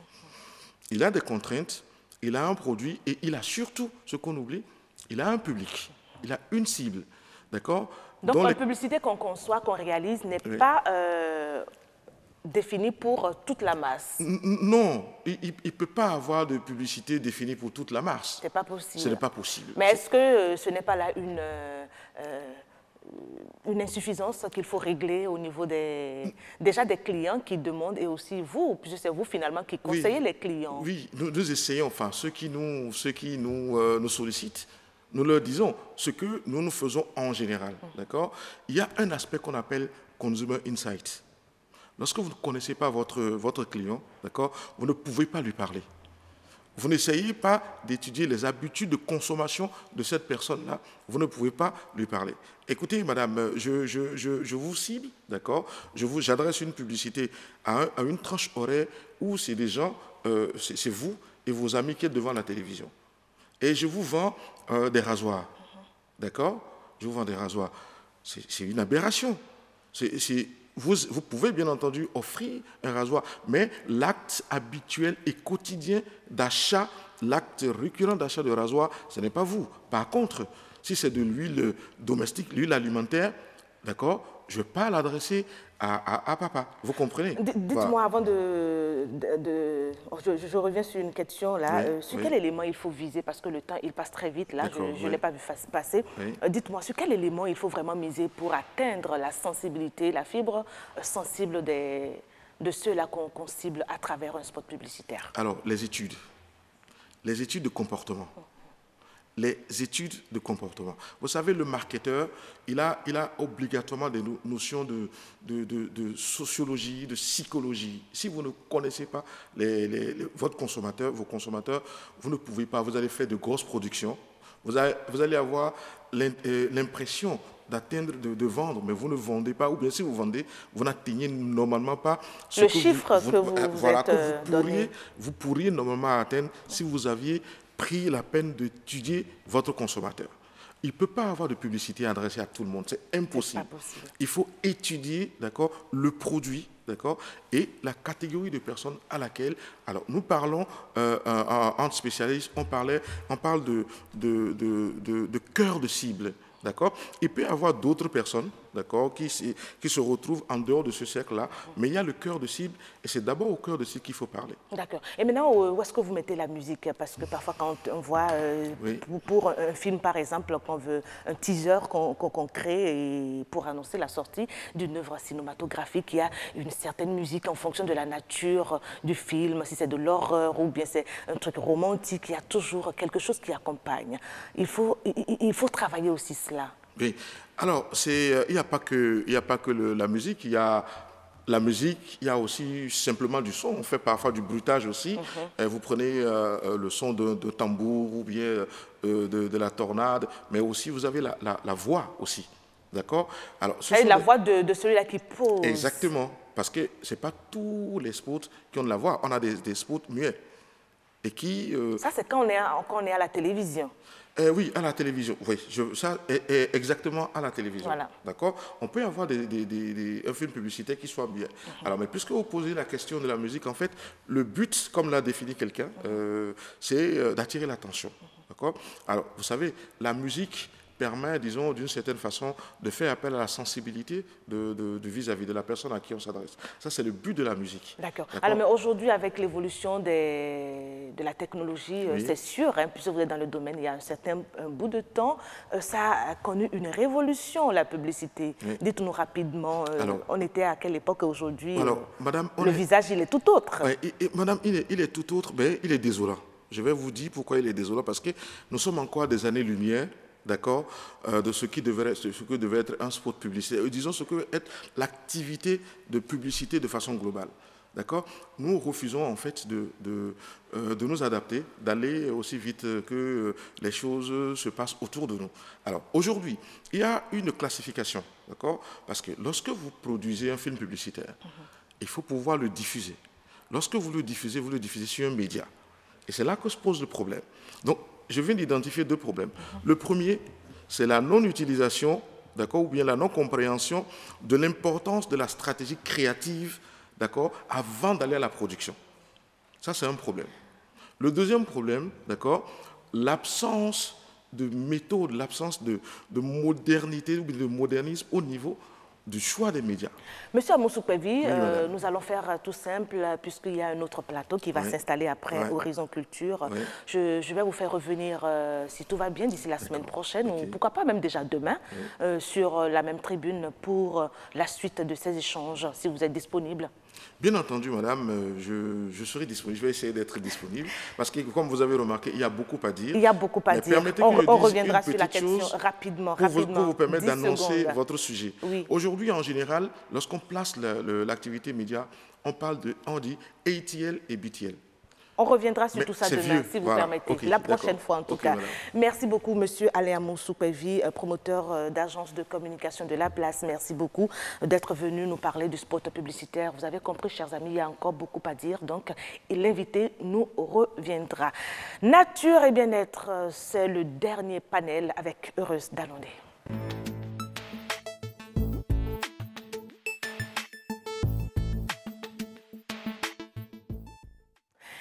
Les maladies de la prostate au cœur des échanges dans Nature et Bien-être aujourd'hui. On en parle avec le docteur Yévi qui va s'installer, mais avant, on va regarder ensemble ce petit élément, ce reportage de Heureuse sur les maladies de la prostate. Infection, hypertrophie ou pire, cancer, 3 maladies de la prostate qui touchent la majorité des hommes âgés. Tous les hommes qui urinent, leur urine passe par la prostate. Tous les hommes qui éjaculent, excusez-moi le terme, tous le sperme passe par la prostate. Donc c'est un organe vraiment carrefour et qui contribue à la vie génitale masculine, mais dont les maladies peuvent impacter la vie urinaire des hommes. 1 sur 2 hommes entre 30 et 60 ans souffrent de la prostatite, de l'adénome de la prostate ou encore du cancer de la prostate. Un homme dont le bassin est fracturé, sa prostate également va être touchée. Mais ce dont on parle le plus souvent dans l'actualité, dans la population, c'est surtout les infections. Infections qui sont dues parfois aux infections sexuellement transmissibles, et donc rapport non protégé, mais également infections qui peuvent être liées à l'introduction de corps étrangers comme les sondes dans la vessie d'un homme. On aura alors une inflammation due à des microbes en ce moment-là, nous aurons une prostatite. Le cancer n'est qu'une forme de tumeur. C'est la deuxième tumeur de la prostate. La première tumeur n'est pas cancéreuse, c'est une tumeur bénigne. Au nombre de ces 3 pathologies de la prostate, l'adénome ou augmentation de la prostate est la première cause de troubles urinaires chez l'homme, avec 65 000 décès enregistrés par an dans le monde, selon l'Organisation mondiale de la santé. Nous recommandons de voir un neurologue quand on a un doute sur la question. Il saura mieux vous orienter. La réticence des hommes à parler de leur sexualité à leur médecin explique le stade avancé auquel le mal est souvent diagnostiqué. Vous êtes homme, vous êtes gêné par vos envies irrésistibles d'uriner. Il s'agit peut-être d'un adénome de la prostate. Et la consultation de votre urologue serait la première solution à votre mal. Si votre mère a souffert du cancer du sein, vous, le garçon, vous pouvez également souffrir de cancer de la prostate. Voilà toutes nos excuses. Si vous avez ces quelques images, les dernières images vous ont un peu heurté. Alors, c'est de toutes les façons pour nous assurer un mieux-être parce qu'il faut bien se porter et pouvoir mener à bien ces activités comme nous le prônons sur cette chaîne de télévision BB24. Heureuse d'Alondé, bonsoir. Bonsoir, vous êtes avec nous ce soir pour nous parler encore et encore de la prostate. Et aujourd'hui, c'est de la prostatite. Vous avez en face de vous le docteur Magloire Yévi. Je vous laisse... Merci Karamata Agbatao. Alors, docteur, voilà un peu, le mardi on était ensemble, on a parlé de l'adénome de la prostate qui est également une maladie de la prostate. Aujourd'hui, on parle de la prostatite. La prostatite, oui. Il s'agit de quoi? La prostatite est une infection de la prostate. Une infection? Oui, l'infection de la prostate, cela veut dire qu'il y a des microbes qui ont envahi la prostate et ont créé une anomalie de fonctionnement de cette prostate-là. On a, il faut le dire, 2 types de prostatite. Les prostatites aiguës, c'est-à-dire qui sont récentes, qui viennent de s'installer, et les prostatites chroniques, c'est-à-dire celles qui sont vieilles, qui datent de plusieurs mois. On vit avec? Il y en a, oui, il y en a qui ne guérissent pas, qu'on garde pendant des dizaines d'années, et qu'on ne risque pas d'abandonner avant d'aller dans la tombe. On les appelle les prostatites chroniques. Voilà. Parlons d'abord des prostatites aiguës. Voilà. Les prostatites aiguës sont des inflammations aiguës de la prostate dues à une agression microbienne.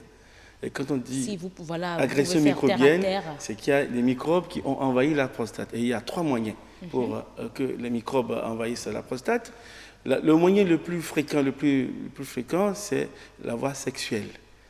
Les maladies sexuellement transmissibles. Voilà, par les maladies sexuellement transmissibles. C'est-à-dire, vous avez des rapports sexuels avec une femme qui est infectée par un microbe. Il y a plusieurs microbes qui sont actuellement en mode action à Cotonou. Surtout l'Escherichia coli, mais il y a des germes spécifiques. L'Escherichia coli? Oui, l'Escherichia coli. C'est un germe qu'on appelle ainsi. Vous avez les trichomonases, vous avez les chlamydioses. Ce qui est sûr, ce sont des infections. C'est des infections, c'est des microbes qui ont des noms et des prénoms et qui vont envahir la prostate et déterminer quelques jours ou quelques heures après les rapports sexuels des brûlures mictionnelles. La prostate étant au carrefour des voies urinaires et des voies génitales, une infection de la prostate va rejaillir sur la qualité de la miction, c'est-à-dire votre façon d'uriner va changer. Vous urinez, ça brûle, vous allez avoir des douleurs, des pelviales, des douleurs au niveau du périnée, des douleurs périnéales, et surtout la fièvre. La caractéristique de la prostatite aiguë, c'est la fièvre, qui est associée à votre tableau de brûlure mictionnelle et à des douleurs périnéales. Donc là, si ceux qui nous suivent là, peut-être parmi eux, il y a des gens qui ressentent déjà, qui ont déjà ces manifestations, ces signes. Ces signes de prostatite aiguë, voilà. C'est que c'est une prostatite aiguë. Oui, vous avez ces signes et vous allez donc voir l'urologue. L'urologue va vous examiner, il vous fera essentiellement ce qu'on appelle le toucher rectal. Il mettra le doigt par votre anus pour palper votre prostate. Parce que les hommes n'aiment pas souvent. Ils n'aiment pas souvent, mais c'est le seul moyen diagnostique. Même les femmes ne doivent pas aimer ça. N'est-ce pas? C'est toujours pas agréable. Heureusement que les femmes n'ont pas de prostate. On fait aux femmes, de tout ça, on les renferme dans le groupe des touchés pelviens, les touchés vaginaux, qui ne sont exclusifs que chez les femmes, et les touchés rectaux qu'on peut faire chez la femme. Mais chez la femme, le toucher rectal permettra d'accéder plutôt à l'utérus. D'accord. D'apprécier éventuellement. Mais chez l'homme, on accède plutôt à la prostate. Voilà. Donc, ce toucher chez l'homme va permettre de palper la prostate. Et dans la prostatite aiguë, la prostate est très douloureuse. Voilà. Et les prostatites aiguës peuvent se compliquer, peuvent s'abséder. Si on ne traite pas à temps, ça peut évoluer vers la collection du pus dans la prostate. Et ça donne de très grandes fièvres, très difficiles à gérer, pouvant amener du pus à l'intérieur de la prostate. Voilà. C'est des prostatites suppurées. Et donc après vous avoir examiné, si l'urologue pense que vous avez peut-être une collection de la prostate, il demande une échographie pour apprécier votre prostate.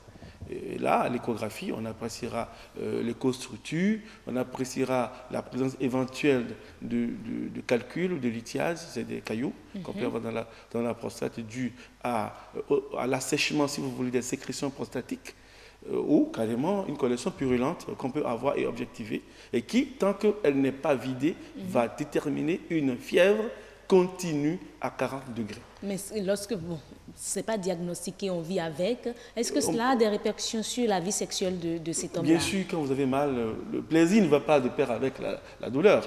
Tout à fait. Si vous avez mal, vous n'aurez même pas de l'érection, à moins que vous ne soyez pas très bien dans la tête. Sinon, la douleur ne cohabite pas. En tout cas, ce sont des frères. Avec le plaisir. Des demi-frères. Ils ne sont pas ensemble. Donc, du coup, le médecin vous verra et vous demandera des examens. Parce que lorsqu'il y a un microbe, c'est vrai qu'en périphérie, les médecins généralistes et les autres médecins vont peut-être mettre des traitements empiriques d'abord, mais l'urologue demandera un prélèvement. Et ici, on demandera un prélèvement des urines, mais aussi un prélèvement du sperme, parce que le sperme traverse la prostate et donc viendra avec les germes, les microbes qui ont été responsables de cette infection. Et une fois analysés, on recherchera ces microbes, on recherchera les antibiotiques qu'il faut pour les tuer. Vous voyez, c'est très bien. On fait cet examen, on identifie les microbes et en même temps on fait l'antibiogramme qui permet de déterminer les antibiotiques qu'il faut exactement pour tuer ces microbes-là. Et donc c'est un traitement qui se fait, traitement médicamenteux? Oui, on vous mettra un traitement médicamenteux. Des fois, on est obligé de passer par la voie injectable pendant un certain temps. Ça dépend de la sévérité de l'infection avant de passer à la voie orale. La voie orale, d'accord. Maintenant, parlons du deuxième type de prostatite, la prostatite chronique. Voilà. Bien souvent, la prostatite chronique est fréquente chez des personnes qui ont eu une vie sexuelle agitée et mal protégée. Et je veux insister là-dessus. Les gens pensent qu'ils se protègent pour avoir des rapports sexuels, pour faire le coït sexo-sexuel. C'est un terme spécifique. Alors qu'ils se disent que, bon voilà, quand c'est le bucco-sexuel, c'est-à-dire la fellation, etc., ils pensent que ça ne peut pas infecter. Il y a bien des femmes, pour avoir fait des fellations à plusieurs hommes, ont des germes dans la bouche. Ah oui, et oui, elles vont vous faire de la fellation et elles vont infecter votre urètre. Et une fois donc là, l'infection n'est plus sexuellement transmissible. Ben, écoutez, le bucco-sexuel, c'est de la sexualité aussi. Donc, ça existe. Ça existe, bien sûr. Donc l'infection part de l'urètre, remonte dans la vessie. Vous avez une urétrite, une cystite secondaire, puis une prostatite. Donc du coup, vous allez voir des gens qui font une prostatite et vous trouvez des germes digestifs, c'est-à-dire des germes qu'on doit trouver dans le tube digestif, vous le trouvez dans ces prélèvements-là. Vous vous demandez, qu'est-ce que les germes de l'appareil digestif vont chercher sur les vases urinaires? C'est qu'en temps le monsieur, il a été victime ou il a dû profiter d'une fellation buccale. Voilà. Donc je voudrais insister là-dessus. Dans ceux qui ont eu un passé sexuel assez mouvementé, qui ont fait du multi-partenariat, comme j'aime le dire, sexuel, et qui ne sont pas protégés, donc finalement, ils vont faire une prostatite qui peut passer sous silence. À vie en même temps à la jeunesse. Bien sûr, voilà, bien sûr. Tout à fait. Oui, s'il y a un message à passer, il faut dire aux jeunes que voilà, le plaisir sexuel dans la jeunesse ne doit pas être considéré comme une fin. Il ne faut pas dire que mais il faut se protéger. Voilà. D'accord, si vous voulez vivre. Et éviter la toute fellation, quoi. Oui, bon. Parce que vous ne savez pas si vous avez quel type de femme vous avez devant vous. Non, mais si c'est votre partenaire fidèle, non, si votre partenaire est fidèle, vous êtes fidèle l'un à l'autre, il n'y a pas de problème. Vous êtes sûr de sa fidélité. C'est aussi ça. Voilà. C'est aussi ça. Voilà. Parce que ça se transmet. Voilà. Donc, on a une prostatite. Voilà, vous aviez dit que ça peut passer sous silence. Oui, la prostatite aiguë peut passer peut passer sous silence. Pour des aigus, des douleurs périargiques, des douleurs du périnée, qui passent, bon, il y en a qui sont costauds, qui supportent la douleur, qui ne vont pas se faire consulter pour une petite douleur, parce que la douleur sera fonction de la sévérité de l'infection, et voilà. Donc, il faut une douleur qui passe inaperçue, et plus tard, s'exprimera la prostatite chronique. Oui, la prostatite chronique, il y en a deux formes. Il y a la prostatite chronique qui reste amicrobienne, qui n'a pas de microbes, l'infection est un passé, mais l'inflammation de la prostate s'est installée et a envahi le tissu du périnée, le tissu qui retient, si vous voulez, la prostate devant, au milieu, la vessie devant et le rectum derrière. C'est un tissu qu'on appelle le périnée, c'est fait de muscles et de fascia, de tissus spécifiques qu'on appelle fascia. L'infection va attaquer ce périnée-là et vous allez avoir des douleurs périnéales toute votre vie. Le périnée, c'est l'espace entre le scrotum, ce qu'on appelle les bosses ou la poche des testicules, et l'anus. Le muscle, tout l'étage est là. Vous avez des douleurs là toute votre vie. Et ce n'est pas tout. Vous pouvez avoir ce qu'on appelle la prostatorée. La prostatorée, c'est l'écoulement d'un liquide séminal par le méa urétral pendant la défécation. Pendant quand vous allez à la selle, les selles vont masser la prostate par derrière, puisque le rectum est dans l'arrière-cou, la prostate est au milieu et la vessie est dans l'avant-cou. Donc du coup, vous avez les selles qui passent dans le rectum, massent la prostate, et il y a un liquide blanchâtre qui coule par le méa de l'urètre. Et donc, toutes les fois où vous allez à la selle, vous avez un liquide qui coule. Vous souffrez de la prostatite chronique. Voilà. Et il y en a deux sortes. Il y en a qui sont sans microbes, vous n'avez plus de microbes, mais vous allez en souffrir toute votre vie. Mais il y en a qui sont microbiens. Donc, il faut prélever. Mais pourquoi c'est à vie, on vit avec? Parce qu'il y a une inflammation qui s'installe, et il y a une réaction immunitaire. Il n'y a pas de médicaments pour traiter. Il y en a bien sûr qu'on arrive à maîtriser quand on les voit à temps. Mais il y en a qui font des dizaines d'années avant de se faire consulter. Et la plupart du temps, c'est des gens qui se sont mariés et n'ont pas pu faire un enfant. Parce que, je vous ai dit, la prostate contribue à la formation du sperme. Donc, lorsque vous avez une infection de la prostate, votre sperme est infecté. Un sperme infecté devient incompétent pour enceinte. Un sperme malade. Un sperme malade. Donc, vous perdez un peu votre capacité à enceinte. Et là, vous avez des rapports sexuels, il y a éjection, mais le sperme n'est pas de qualité. De qualité, voilà. Donc, c'est souvent ça, d'ailleurs, qui fait qu'ils viennent en consultation et en explorant, on découvre qu'ils ont une prostatite chronique. Mais, comme on le dit, hein, on a commencé par en parler depuis le début de la semaine. Pour les maladies liées à la prostate, c'est souvent lié à l'âge, la vieillesse. Mais là, au niveau de la prostatite, il n'y a pas question d'âge, n'est-ce pas? La prostatite, c'est une infection, ça peut venir à tous les âges. Oui. Et quand vous dites tous les âges, d'accord, vous avez les rapports sexuels. Je disais tantôt qu'il y a 3 groupes de causes. La vie sexuelle, le sexe, c'est la première cause, la plus fréquente d'ailleurs, mais il y a l'hygiène corporelle. Il y a des hommes, quand ils viennent à la consultation et qu'ils enlèvent le dessous, l'odeur est nauséabonde. On se demande comment ils arrivent à avoir des intimités avec des femmes, puisqu'ils ne sont pas propres. Et ils portent le même dessous pendant des jours, des semaines. C'est pas bien. Ces microbes vont facilement monter par la voie urétrale et aller par la même voie, créer une urétrite, une cystite et ensuite une prostatite. Et très rapidement, la troisième cause. La troisième cause, c'est lorsque on vous a fait des manœuvres en 2 urétrales, vous avez peut-être fait une rétention d'urine, on vous a mis une sonde par le pénis. Comme ce qu'on a eu à travers les images? Oui, on met une sonde. Si vous êtes allé voir quelqu'un qui n'est pas un professionnel, qui met la sonde sans respecter les règles d'hygiène de la pose de sonde, voilà, il vous infecte votre prostate et vous faites une prostatite aussi. Voilà. Enfin, franchement, je dirais tout simplement, hein, pour terminer, parce que là, les 15 minutes environ, là, c'est parti. C'est vite fait. Tout simplement, quel que soit le problème que vous suspectez déjà chez vous, hein, les hommes, allez tout simplement voir un neurologue. Oui, je dis au souvent, niveau de votre vie sexuelle. Je dis souvent que l'ignorance est la pire des maladies. Et le pire, c'est qu'au Bénin, quand ils sont malades, ils ne viennent pas à l'hôpital. On passe d'abord chez les guérisseurs. Ce que je conseille à mes frères, pour terminer, ce que je conseille, quand vous êtes malade, Quand la voiture est malade, on va voir le mécanicien. Oui. Mais quand on est malade, il faut aller voir le médecin. Il faut chercher à voir le spécialiste. Merci beaucoup. Merci, oui, voilà.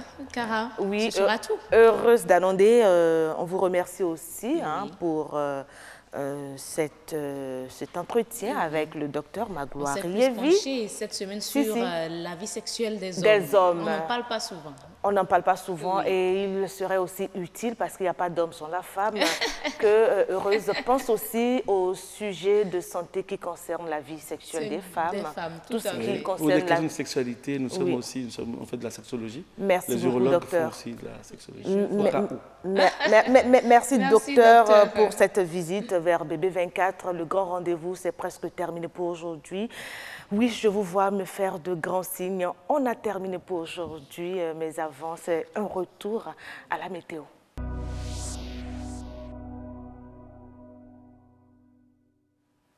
Merci beaucoup à toutes et à tous, vous qui avez suivi cette émission de bout en bout. Merci de votre fidélité. Nous disons merci à nos invités. Nous pensons donc à notre agroéconomiste, Madame Yessi Peggy Tonhelo, qui est venue nous parler des femmes dans l'agriculture. Nous disons aussi merci à Edgar Degueno, avec qui nous avons parlé du chayo, un légume qui est en pleine croissance au Bénin. Nous disons aussi un grand merci à Monsieur Magloire Yévi à l'instant, qui est passé nous voir, et on n'oublie pas Alain Amosouk-Pevi qui nous a entretenus sur le spot publicitaire et ses exigences. Il revient certainement demain pour la suite de l'entretien. Chers amis, merci encore une fois et passez très belle soirée chez vous à la maison. On se dit à demain.